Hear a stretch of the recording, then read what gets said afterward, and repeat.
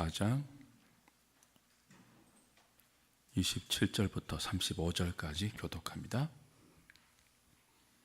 구약성경 136페이지입니다. 출애굽기 34장 27절부터 35절까지입니다. 제가 한 절, 여러분이 한 절 교독하죠. 여호와께서 모세에게 이르시되 너는 이 말들을 기록하라.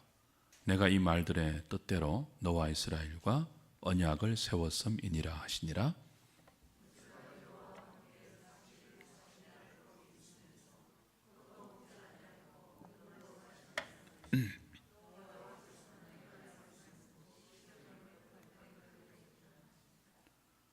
모세가 그 정거의 두 판을 모세의 손에 들고 시내산에서 내려오니 그 산에서 내려올 때에 모세는 자기가 여호와와 말하였으므로 말미암아 얼굴 피부에 광채가 나나 깨닫지 못하였더라.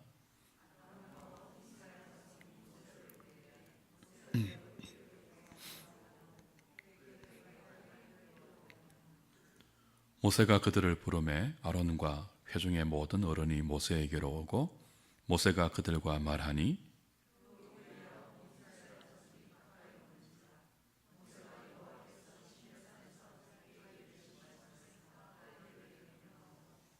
모세가 그들에게 말하기를 마치고 수건으로 자기 얼굴을 가렸더라.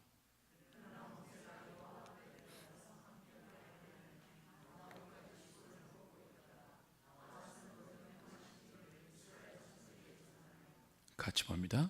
이스라엘 자손이 모세의 얼굴에 광채를 보므로 모세가 여호와께 말하러 들어가기까지 다시 수건으로 자기 얼굴을 가렸더라. 아멘. 이스라엘 백성들이 금송아지를 만들었을 때 십계명의 두 돌판이 깨졌습니다. 이것은 하나님과 이스라엘의 언약 관계가 깨트려진 것을 의미합니다. 십계명은 언약의 법이지 않습니까? 그러나 하나님은 모세의 중보를 통해서 이스라엘 백성을 용서하십니다. 그리고 다시 언약을 세워주시죠. 언약을 갱신해 주셨습니다. 그리고 언약 갱신의 정표로 모세를 시내산 꼭대기에 부르시죠. 40일 40야를 모세와 함께 하시면서 모세가 깨트려버린 언약의 율법을 다시 두 돌판에 새겨주십니다. 40일이 지나서 하나님께서 다시 새겨주신 언약의 두 돌비를 받고 모세가 산에서 내려옵니다. 그런데 산에서 내려오는 모세의 얼굴에 광채가 빛났죠. 하나님 앞에 머물다 온 흔적이고 하나님께서 모세에게 주신 영광의 증표였습니다. 우선 28절에 이 40일 동안 모세가 시내산에서 아무것도 먹지 않고 아무것도 마시지 않았다 하는 기록이 있죠. 좀 먼저 생각을 하고 얼굴의 광채로 넘어가면 좋겠습니다. 40일 동안 언약의 말씀을 다시 받는 것 외에 모세가 무엇을 했는지 기록이 없습니다. 그러나 먹지 않고 마시지 않고도 40일을 살 수 있을 만큼 하나님께서 특별한 간섭과 공급을 하셨다는 것을 알 수 있죠. 기억해야 할 것은 모세가 단순한 지도자가 아니라 예수 그리스도의 중보를 예시하는, 예표하는 중보자적인 지도자라는 사실입니다. 그런 이스라엘이 금송아지를 만들어서 하나님께 반역했을 때, 그래서 이스라엘이 하나님의 진노와 심판 앞에 직면하게 됐을 때 이스라엘을 위해서 필사적으로 중보했죠. 금송아지를 불태웠습니다. 그리고 금송아지를 가루로 만들어서 마시게 했습니다. 그래서 그들이 만든 금송아지가 얼마나 하나님을 섭섭하게 했으며 노하게 했는지를 분명히 보여주었죠. 그것을 보고도 정신을 차리지 못한 자들을 레위인들의 칼을 통하여 심판했습니다. 그리고 진 밖에 나가 모세는 자기 이름을 걸고 차라리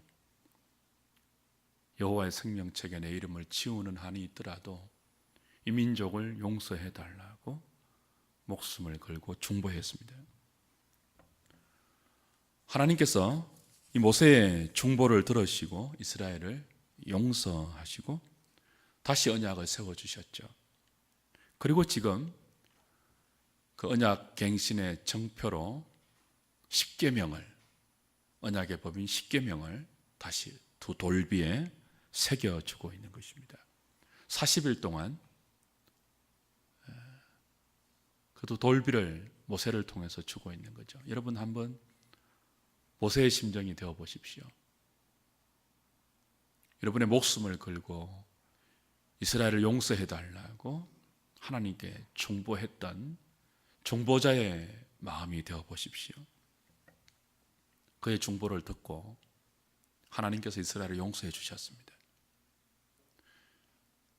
용서했다는 분명한 확인으로 언약의 법을 다시 주고 있습니다.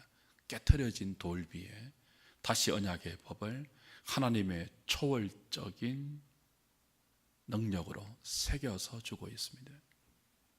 얼마나 기뻤겠습니까? 자신의 중보로 용서받을 수 없는 온 백성들이 용서받고 있습니다. 다시 하나님의 백성이 되고 있습니다. 얼마나 감격스러운 일입니까? 얼마나 가슴이 뛰었겠습니까? 요한복음 4장에 보면 수가성의 우물가에서 예수님이 사마리아의 여인을 만나 주시죠. 여러분 잘 아시는 사건입니다. 그녀에게 생수를 소개하십니다. 그리고 그녀의 영혼을 아버지께로 인도하십니다. 물들어 온 우물가의 여인은 예수님을 만나서 물동이를 버려두고 동네로 돌아가죠. 내가 메시아를 만났다. 구원 얻은 자의 감격을 가지고 삶의 현장으로 돌아가는 그녀를 보고 그녀에게 행하신 하나님의 놀라운 구원의 섭리를 보고 예수님은 너무너무 기뻤죠. 그리고 제자들이 돌아와서 양식을 구해온 제자들이 예수님께 양식을 권했습니다. 그때 예수님이 하신 유명한 말씀이 있습니다. 나에게는 너희들이 모르는 또 다른 양식이 있다 그랬습니다. 한번 확인해 보실랍니까? 요한복음 4장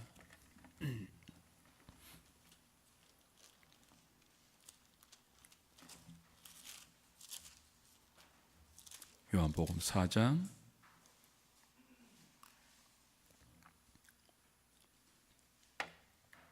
31절부터 보십시오.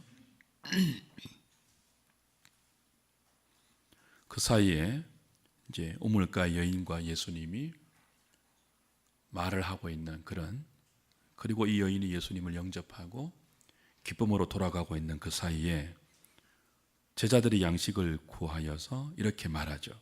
랍비여 잡수소서.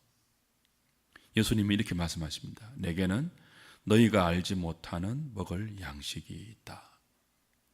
제자들이 수군거리죠. 누가 잡수실 것을 갖다 드렸는가?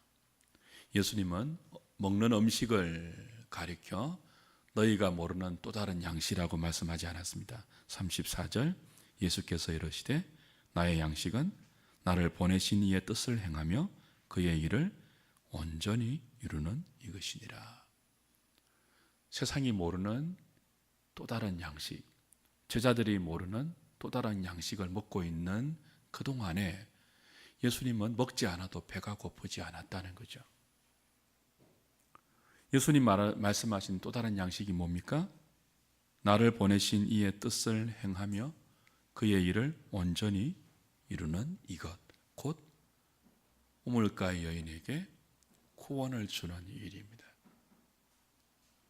예수님을 보내신 아버지의 뜻을 온전히 행하며 그의 일을 이루는 것. 그 일을 하는 동안 배고픈 줄을 모르신 거죠. 목마른 줄을 모르신 거죠. 모세가 누구라고요? 이 중보자이신 예수 그리스도를 예표하는 인물입니다. 지금 모세가 이스라엘 백성과 하나님 사이에 중보자 역할을 하고 있습니다. 목숨을 걸고 이스라엘 백성을 하나님께 중보했습니다. 하나님은 모세의 중보를 들으시고 그들을 용서하셨습니다. 모세가 보는 거죠. 시내산 꼭대기에 불림을 받아서 자신의 중보를 통하여 하나님께서 이스라엘 백성들에게 행하고 있는 아버지의 뜻, 구원의 일 온전히 보고 있는 것입니다. 친히 하나님께서 두 돌비에 그 언약의 법을 새겨주시는 것을 40일 주야로 모세가 경험하고 있는 거죠. 그것을 보는 동안 아버지가, 그렇죠? 여호와께서, 모세를 보내신 여호와께서 모세를 통하여 이스라엘 민족 가운데 행하고 계신 구원의 놀라운 일들, 자신의 중보를 통하여 아버지의 뜻이 이루어지고 있는 그것을 보는 그 현장에서 모세는 40일을 먹지도 않고 마시지도 않아도 배고픈 줄 몰란 거죠. 목마른 줄 몰란 거죠. 물론 초월적인 하나님의 간섭이 있었겠지만 이것이 모세가 맛본 하나님의 일에 쓰임받는 사명자의 영광입니다. 중보자의 기쁨이죠. 그 정표로 하나님은 모세의 얼굴에 광채를 허락하신 것입니다. 40일을 먹지도 못하고 마시지도 못했지만 하나님께서 모세의 얼굴에 허락하신 그 광채 때문에 사람들은 모세의 얼굴을 통해서 먹지도 못한, 마시지도 못한 사람의 기진맥진한 모습이 아니고 오히려 너무나 영광스러운 광채를 보게 되는 거죠. 모세의 얼굴에는 하나님의 영광으로 가득 찬 넘치는 확신과 기쁨과 감동이 피부 겉으로 드러나 있었습니다. 물론 이 영광은 일시적인 영광입니다. 시간이 지나면 사라졌죠. 일시적인 광채였습니다. 그러나 하나님은 모든 이스라엘 백성들이 모세의 얼굴에 하나님이 부여하신 영광의 광채를 볼 수 있게 하셔서 지금 하나님과 이스라엘 사이의 중보자의 사명을 감당하고 있는 모세의 권위를 세워주셨습니다. 하나님께서 모세를 통해 주고 있는 언약의 법, 그 율법의 직분을 수행하는 모세의 직분이 얼마나 영광스러운 것인지 그 얼굴의 광채로 모든 백성들에게 증거하고 있는 거죠. 앞으로 모세를 통해서 지어야 할 성막, 그 성막을 지을 때 자세하게 지시하는 모든 지시들, 그 성막을 짓고 나서 성막을 중심으로 그들이 지켜야 할 언약의 법들, 그 모든 것을 압축하고 있는 두 돌비에 새겨져 있는 십계명, 그것은 단순히 모세가 입안한 모세의 명령 정도가 아니고 모세를 통해서 주고 계신 하나님의 지시이고 하나님의 뜻이며 하나님의 명령이라는 것을 모세의 얼굴에 광채를 두심으로 분명히 하신 거죠. 사랑하는 여러분, 모세의 얼굴에 있었던 광채는 영원한 광채가 아닙니다. 일시적인 광채입니다. 잠깐 있다가 사라지는 광채이죠. 그러나 모세가 내다보고 있는, 모세와 비교할 수 없는 완전한 중보자로 오실 예수 그리스도의 얼굴에 드러날 영광은 일시적인 영광이 아니죠. 잠시 있다가 사라질 영광이 아니죠. 영원한 영광이고 그건 너무나 위대한 영광입니다. 모세의 영광은 사라지는 영광이지만 예수님의 영광은 영원한 영광이죠. 요한복음 1장 14절에서 사도 요한이 이렇게 말하지 않았습니까? 말씀이 육신이 되어 우리 가운데 거하심에 우리가 그의 영광을 보니 그랬습니다. 독생자의 영광이요 은혜와 진리가 충만하더라. 말씀이 육신이 되어 우리 가운데 거하신 예수 그리스도, 우리가 육신으로 오신 그 예수 그리스도의 영광을 보니 그랬습니다. 우리가 볼 수 있도록 보니 그랬습니다.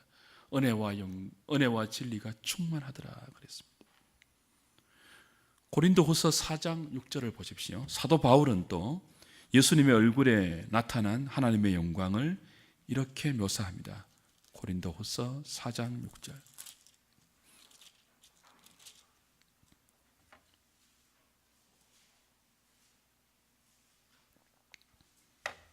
어두운데 빛이 빛이라 말씀하셨던 그 하나님께서 예수 그리스도의 얼굴에 있는 무엇을요?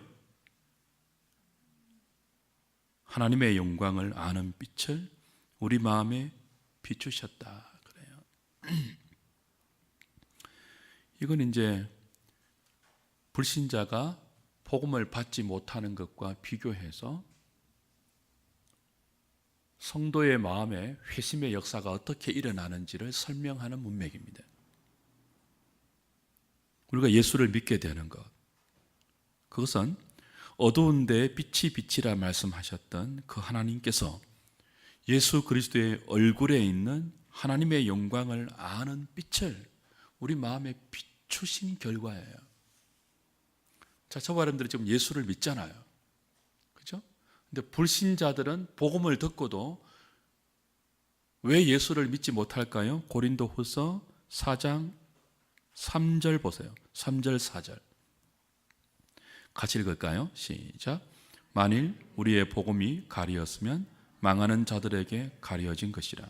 그 중에 이 세상의 신이 믿지 아니하는 자들의 마음을 혼미하게 하여 그리스도의 영광의 복음의 광채가 비치지 못하게 함이니 그리스도는 하나님의 형상이니라.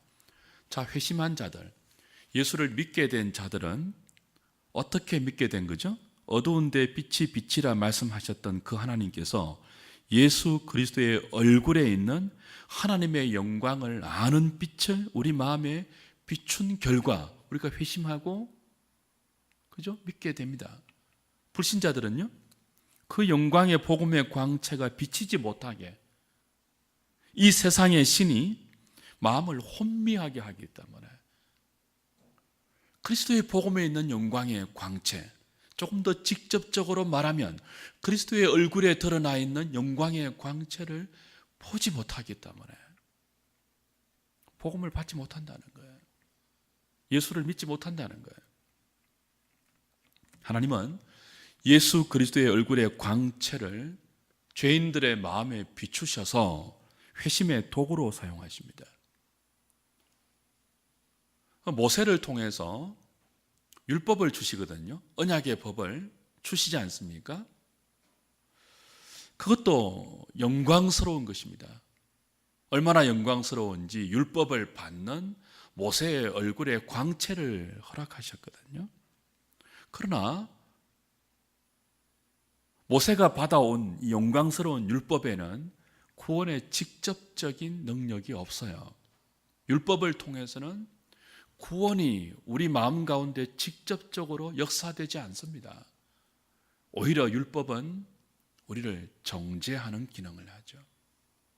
율법의 조문들은 율법이 요구하는 언약 백성으로서의 그 구체적인 항목에는요, 우리를 죽이는 기능이 있습니다.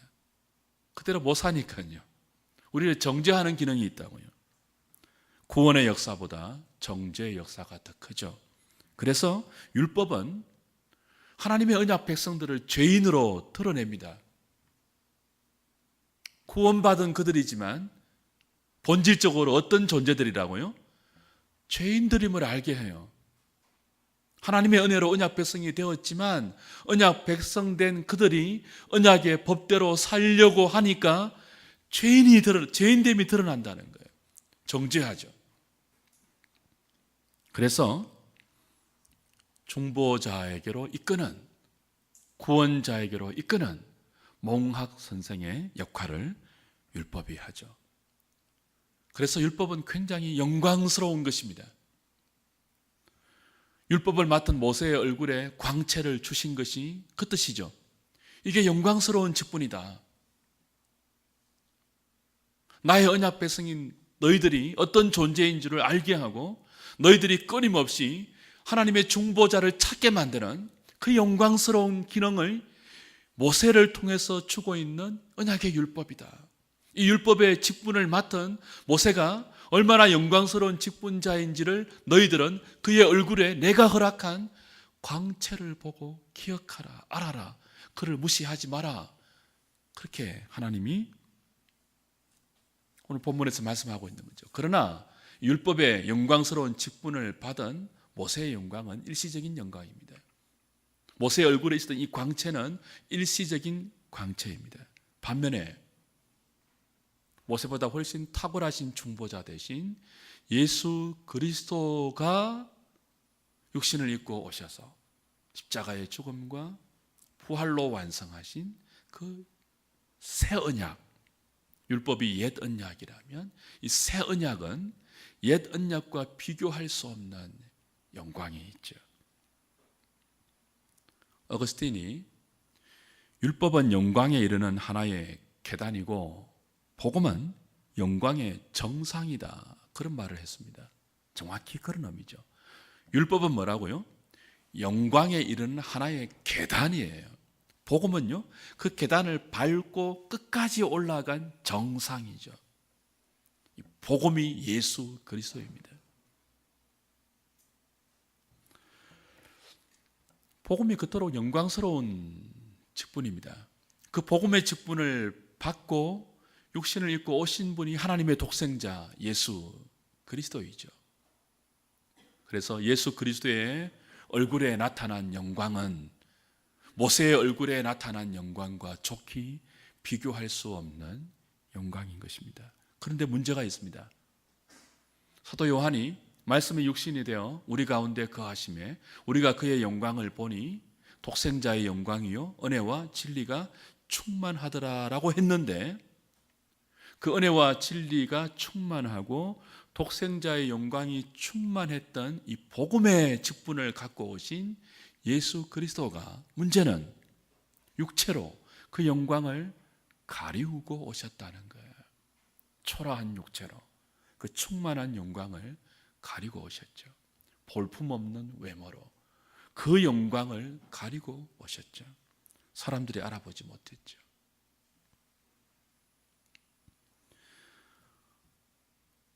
모세의 얼굴에 있었던 광채와는 비교할 수 없는 영광을 가지고 오신 예수 그리스도이지만, 영광의 본체이지만, 그러나 그 영광이 사람들이 볼 때는 볼품없는 육체에 가려져 있었습니다. 그래서 누가 이 예수님을 믿을 수 있습니까? 예수님 안에 율법의 영광과는 비교할 수 없는 복음의 영광이 충만하게 들어있는데, 누가 이 충만한 하나님의 영광이신 독생자의 영광이신 은혜와 진리가 충만한 예수 그리스도를 자신의 구원자로 믿고 영접할 수 있습니까? 어두운 데서 빛이 빛이라고 하셨던 하나님께서 예수 그리스도의 얼굴에 있는 하나님의 영광을 아는 빛을 우리 마음에 비춰줄 때만 가능한 거죠. 성령의 조명하심이 우리 마음 가운데 비춰질 때 그 빛 비춤 아래에서 우리는 비로소 초라한 육신에 가려져 있는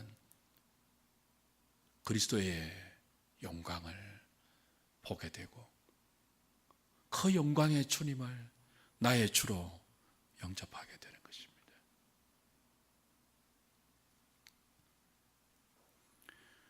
예수 그리스도를 통해서 복음의 영광을 보지 못하는 사람은 왜 그렇다고요?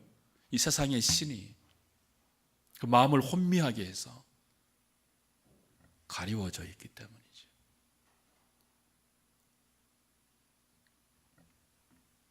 사랑하는 여러분,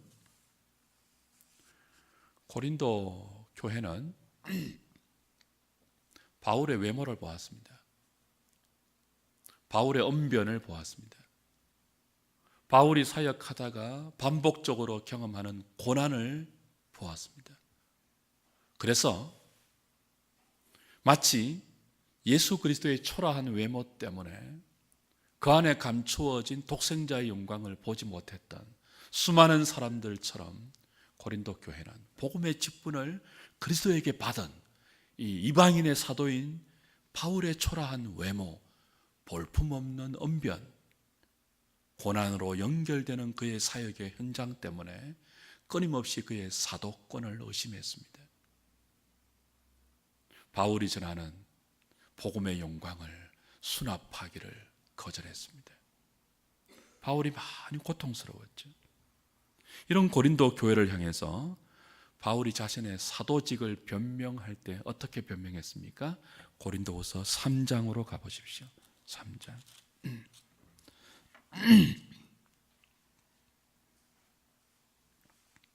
6절부터 11절까지 보겠습니다.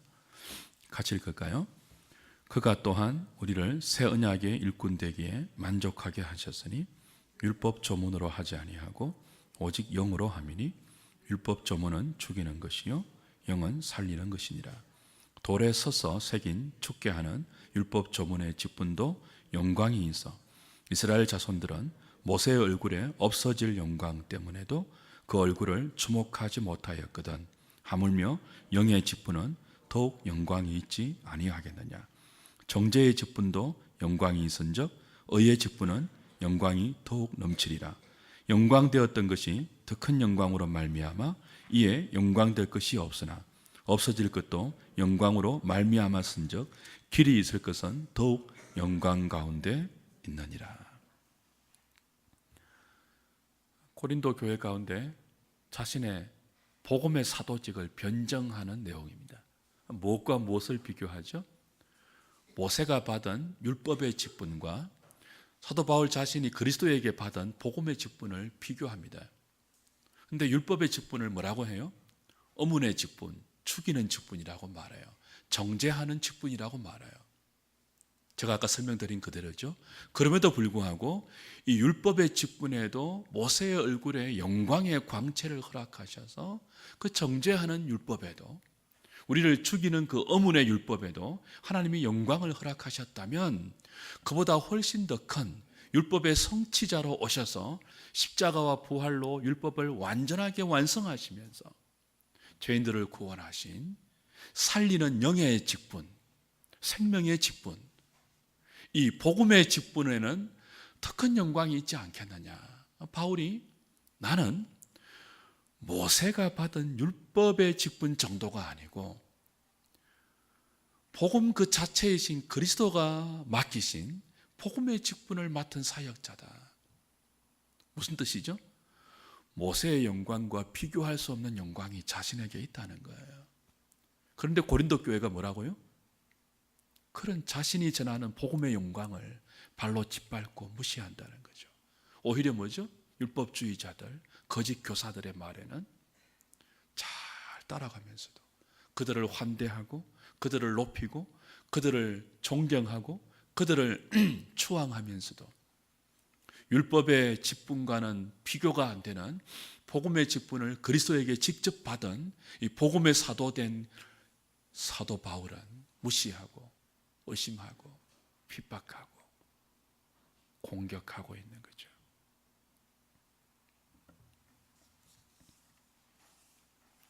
왜 그렇게 할까요? 왜 고린도 교회가 그렇게 하죠? 왜 복음의 말씀을 듣고도 영광스러운 그리스도의 얼굴에 있는 하나님의 광채를 찬란하게 드러내주는 그리스도의 복음의 말씀을 듣고도 그들은 그 말씀 속에 빛나고 있는 그리스도의 광채를 보지 못하고 있을까요? 고린도후서 3장 13절부터 보십시오. 우리는 모세가 이스라엘 자손들에게 장차 없어질 것의 결국을 주목하지 못하게 하려고 수건을 그 얼굴에 쓴 것 같이 아니하노라. 그러나 그들의 마음이 완고하여 오늘까지도 구약을 읽을 때에 그 수건이 벗겨지지 아니하고 있으니 그 수건은 그리스도 안에서 없어질 것이라. 오늘까지 모세의 글을 읽을 때에 수건이 그 마음을 덮었도다. 그러나 언제든지 주께로 돌아가면 그 수건이 벗겨지리라. 주는 영이시니 주의 영이 계신 곳에는 자유가 있느니라.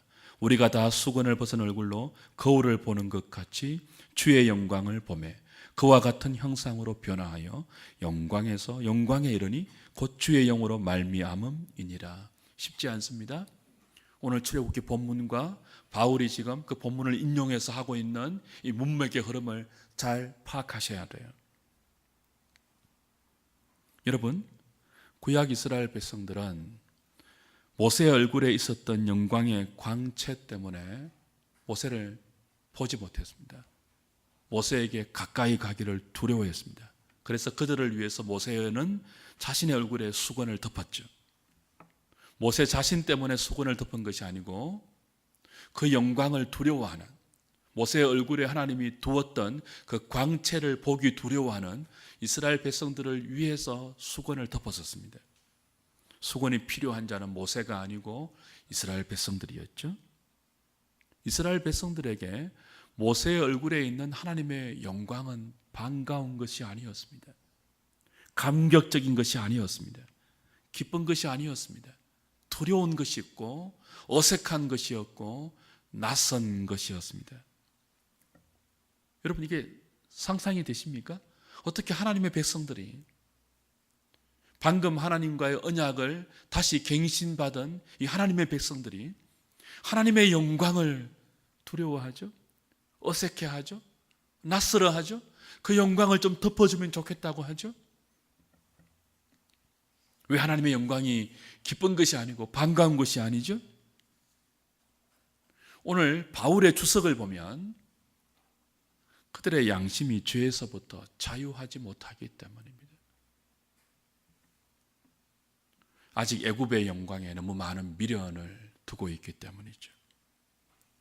틈만 나면 그들은 애굽으로 돌아가자 하지 않았습니까? 여러분, 세상 영광에 마음이 빼앗기면 그 세상 영광에 대한 욕심으로 마음이 완악해집니다. 완고해집니다. 그러면 하나님의 영광은 낯설고요, 검송아지는 친근해집니다. 시편 106편 20편 한번 보십시오. 시편 106편 금송아지 사건을 시인이 이렇게 정확하게 주석합니다. 시편 106편 20절입니다.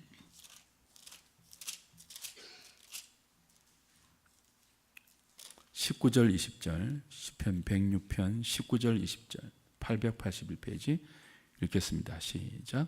그들이 호렙에서 송아지를 만들고 부어 만든 우상을 경배하여 자기 영광을 풀먹는 소의 형상으로 바꾸었도다.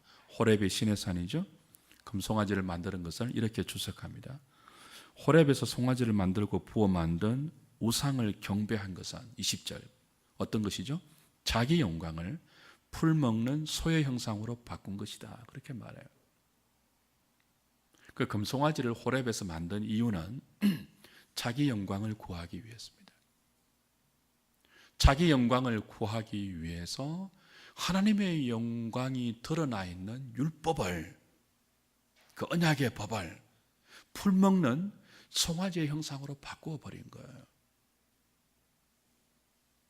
그래서 모세가 없는 40일 동안 아론에게 우리를 인도할, 우리를 위한 신을 만들라라고 하면서 금송아지를 만든 거죠. 자기 영광을 구하기 위하여. 그들이 구한 영광은 자기의 영광인데 곧 애굽의 영광에 대한 미련입니다. 자기 영광을 구하는 한 하나님의 영광은 낯선 것입니다. 자기 영광을 구하는 마음으로 가득 차 있는 한 모세의 얼굴에 드러난 하나님의 영광의 광채는 기쁘고 반가운 광채가 아니고요, 두려운 광채입니다.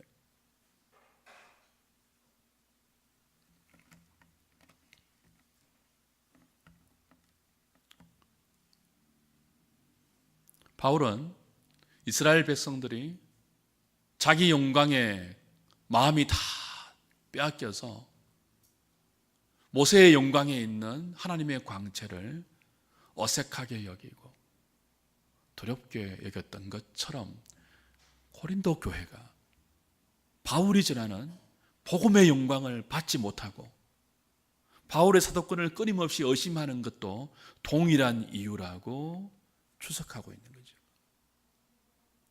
다시 고린도후서 4장 14절을 보십시오.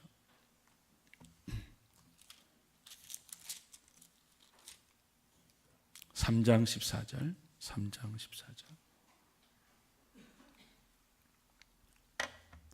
그러나 그들의 마음이 뭐 했어요? 완고하여 오늘까지도 구약을 읽을 때 그 수건이 벗겨지지 아니하고 있으니 그 수건은 그리스도 안에서 없어질 것이라. 오늘까지 모세의 글을 읽을 때 그 수건이 마음을 덮었다 그럽니다. 자, 출애굽기 34장을 고린도 교회 가운데 인용하는 거예요. 모세가 출애굽기 34장에서 자기 얼굴에 수건을 덮은 것은 이스라엘 백성을 위했습니다. 근데 조금 다르게 인용하죠. 지금도 고린도 교회 일부 교인들이 마음에 수건이 덮여 있는데 이 수건은 완고함의 수건이라는 거예요. 그 완고함의 수건이 그들 마음 가운데 덮여 있기 때문에 바울이 전하는 복음의 영광을 받지 못한다는 거예요. 완고함은 왜 생기겠습니까? 시편 106편에 의하면 20절 말씀처럼 자기 영광을 구하기 때문이죠. 그래서 복음의 영광이 보이지 않는 거예요. 고린도후서 4장식에 의하면 뭐죠? 이 세상의 신이 그들의 마음을 혼미하게 해서 그리스도의 얼굴에 나타난 하나님의 영광을, 그 복음의 영광을 받지 못하게 하는 것이죠. 여러분, 자기 영광으로 마음이 가득 차 있으면 그 완고한 욕심의 수건이 벗겨지지 않으면 신앙생활을 아무리 해도요, 말씀의 영광을 경험하지 못해요. 자꾸 금송아지 만들죠. 금송아지가 편해요. 복음의 영광보다, 십자가 이야기보다 금송아지가 편해요. 번영 뭐 이런 게 더 편하죠. 그리스도에게 나아가서 자기 영광을 구하는 이 완고함을 십자가에 못 박지 않으면 수건이 벗겨지지 않습니다. 수건이 벗겨지지 않으면 하나님의 영광은 영원히 우리에게 두려운 것이 됩니다. 낯선 것이 됩니다. 어색한 것이 됩니다. 추구할 대상이 아니고 피하고 싶은 것이 됩니다. 외면하고 싶은 것이 되죠. 여러분, 왜 수많은 사람들이 교회 다니면서도 죄와 사망에서 자유하지 못하고 율법주의적인 신앙관을 가지고 끝없는 번영신앙에 자신을 얽어매는 것일까요? 왜 수많은 그리스도인들이라고 하는 사람들이 오랫동안 신앙생활을 하면서도 세상의 유행에 끌려다닐까요? 말씀에 끌려다니는 것이 아니고 세상 사람들이 아우성치는 그 소리에 자기의 삶이 이리저리 영향을 받을까요? 마음이 완고하기 때문입니다. 자기 영광을 구하는 어리석은 욕심 때문이죠.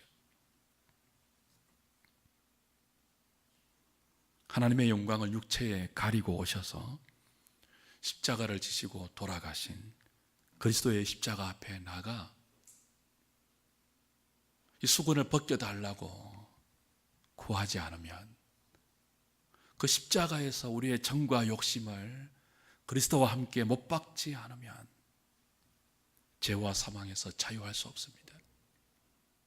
죄와 사망에서 자유하지 못하면 하나님의 영광은 우리에게 요원한 것이 됩니다. 여러분, 신앙생활을 하면서 하나님의 영광을 경험하지 못하는 것만큼 이게 미련한 것이 없습니다. 교회를 다니면서 하나님의 영광을 맛보지 못하는 사람만큼 안타까운 일이 없어요. 종교적인 체험을 말하는 것이 아닙니다. 저는 지금 말씀 속에 찬란히 빛나고 있는 그리스도의 영광을 아는 빛이 우리 마음 가운데 성령의 조명하심 가운데 비추어져서 우리를 그토록 끌고 다니고 있는 이 죄와 사망에서 자유케 되는 역사를 경험하지 못한 사람들, 너무나 불쌍한 그리스도인들이죠. 그리스도인이 맞을까요? 교회는 다니는데 말씀에 끌려다니지 않고 돈에 끌려다녀요. 돈 되는 것에 끌려다녀요. 자기를 기쁘게 하는 세상의 여러 유행과 풍조에 끌려다녀요. 끊임없이. 한 번도 말씀에 끌려다니는 사람이 아니라면 그 사람이 과연 회심한 그리스도인이 맞을까요?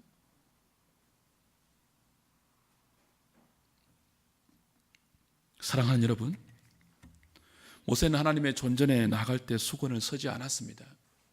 그는 하나님의 영광이 편안했습니다.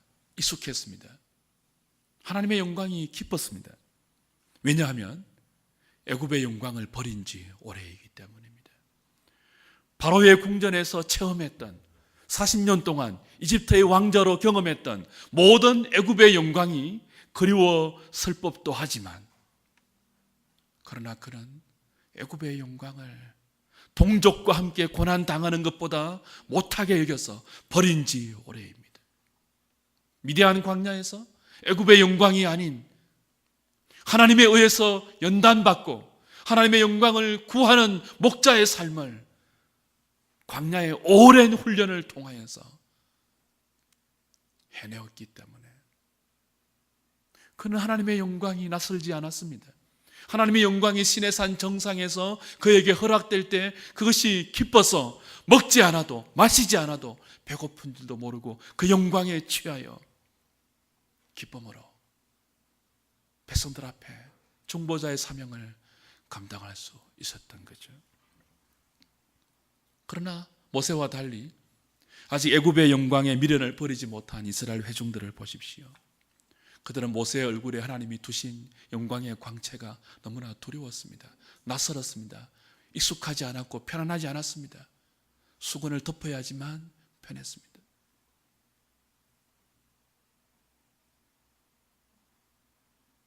사랑하는 여러분, 혹시나 우리가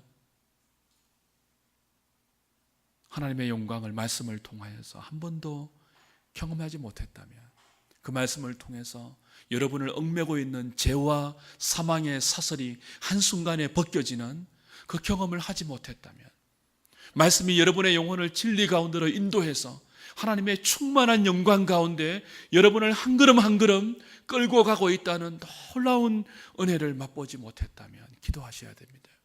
아직 여러분의 마음에 그리스도의 얼굴에 있는 영광의 빛을 아는 빛이 비추어지지 않는 것입니다. 아직 여러분의 마음에 세상의 영광을 구하는 완고함이 가득 차 있는 것입니다. 무엇이 여러분을 기쁘게 합니까? 무엇이 여러분을 가슴 뛰게 하는지요? 무엇이 여러분을 참되게 흥분시키고 있고, 무엇이 여러분의 삶을 열정 있게 이끌어가는 원인이 되고 있습니까? 기도하면 좋겠습니다. 어두운데 빛이 비치라 말씀하셨던 하나님께서 예수 그리스도의 얼굴에 있는 하나님의 영광을 아는 빛을 나의 마음에도 비추어 주십시오. 틈만 나면 이 세상의 신이 우리의 마음을 혼미하게 하여 말씀을 통하여 우리에게 다가오고 있는 하나님의 영광을 가리고 있습니다. 틈만 나면 그렇죠. 여러분, 세상의 소리에 여러분의 귀를 너무 쉽게 노출해 주지 마십시오. 여러분의 마음을 세상에게 너무 쉽게 주지 마십시오.